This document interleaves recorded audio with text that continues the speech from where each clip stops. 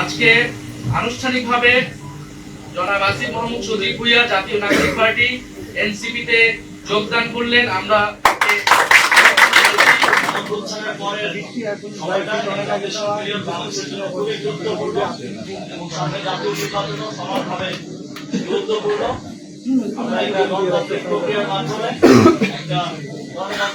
সরকার গঠনের দিকে বাংলাদেশ এগিয়ে যাচ্ছে।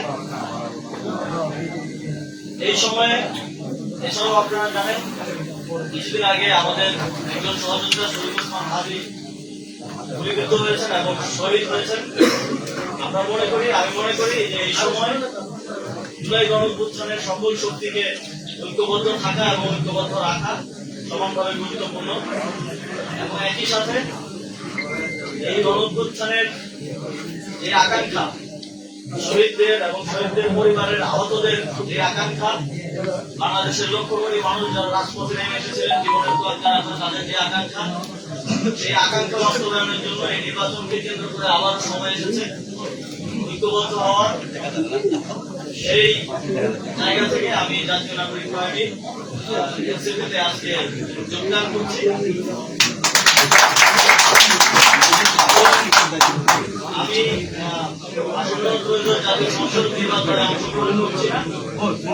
আমি মনে করি যে আমার একজনের সংসদে যাওয়ার থেকে আমাদের জুলাই গণঅভ্যুত্থানের সহযোগিতাদের আরো অসংখ্য সংখ্যায় সংসদে যাওয়ার ক্ষেত্রে যদি আমি অবদান রাখতে পারি, আমার দায়িত্ব যথাযথভাবে পালন করতে পারি, তাহলে এর থেকে বড় সাফল্য আর কিছু হতে পারে না। এবং এই নির্বাচনে যেহেতু আজকে এই নমিনেশন জমা দেওয়ার শেষ দিন ছিল, সবাই নমিনেশন জমা দিয়েছেন।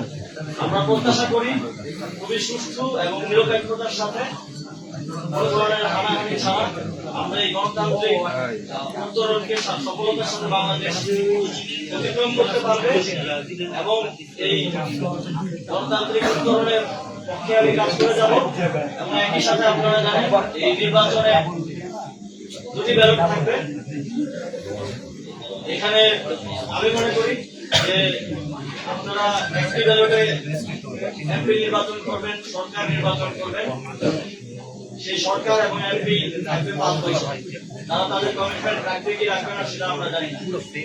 তবে আপনারা যদি গণভোটে হ্যাঁ ভোট দিয়ে নির্বাচিত করেন, এই সংস্কারের মাধ্যমে বাংলাদেশ আমি মনে করি যে 100 বছর এগিয়ে যাবে।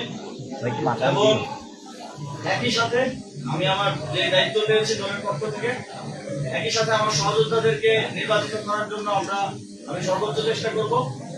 এবং একই সাথে গণভোটে হ্যাঁ ভোটকে জয়যুক্ত করার জন্য জাতীয় নাগরিক পার্টির পক্ষ থেকে আমরা আমাদের সর্বোচ্চ চেষ্টা করে যাব। আপনাদের সকলকে জাতীয় নাগরিক পার্টির এবং সহযোগী অঙ্গ সংগঠনে যারা আছেন সকলকে ধন্যবাদ জানিয়ে এবং সাংবাদিক বন্ধুগণ যারা অত্যন্ত শর্ট নোটিসে এসেছেন সকলকে ধন্যবাদ জানিয়ে